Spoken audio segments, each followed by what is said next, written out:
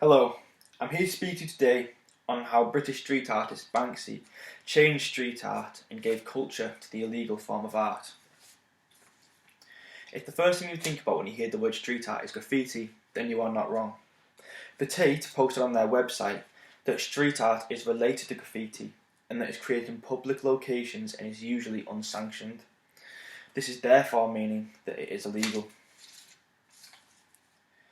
But what makes Banksy so controversial is that not only are his works illegal, but they are powerful as well.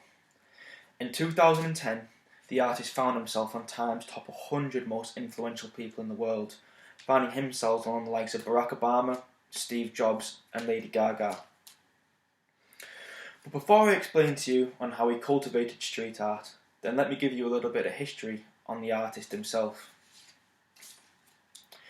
Banksy's true identity remains unknown, and this is often what sparks a lot of controversy in his works. Banksy takes a lot of political situations and turns them into art that has deep meaning to it.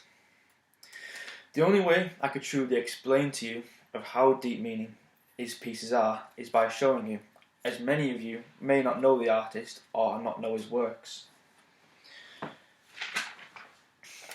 In 2010, Banksy was becoming very popular in the UK, and he wanted to spread his works worldwide.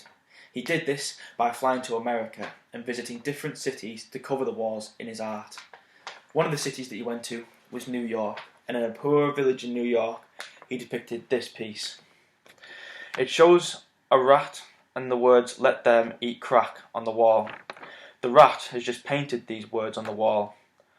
The rat refers to as someone working on Wall Street, and the words "let them eat crack" many may depict about the crack epidemic that rages through New York still today. But it is actually wrong. It refers to Marie Antoinette, who was a French politician, and when she was asked about French starving peasants, she said, "let them eat cake." Banksy has rephrased this phrase to say, "let them eat crack." What I find so powerful about this piece is that crack can be referred to as a form of poison, and we feed rats poison. In this piece there has been a role reversal. The rats are us and we are the rat, and the poison that we are eating is crack.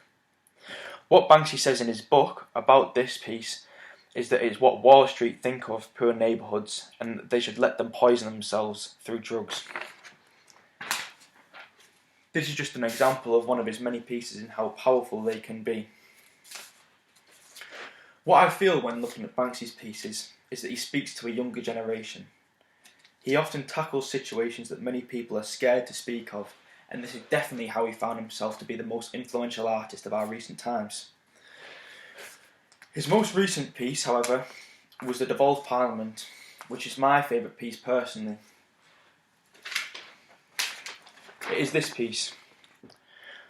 Sold in 2019, it shows the British House of Commons, which is where a lot of our political debates take place, and instead of political people sitting in their seats, all you see are monkeys. During the Brexit debates, a lot of these politicians were branded as idiots, and this is what he refers to them, as monkeys. This piece was so powerful in its time and sold in New York at an auction for $12.8 million.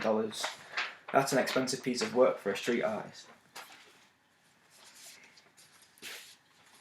What I found when researching Banksy, I thought that his works were just random street art, vandalisms on certain corners here and there. But what I actually found as I admired more of his works, that he was more of a political figure. On Wikipedia's page, he is actually listed as a political activist, but Banksy would just say he is just an artist speaking on topics of the time.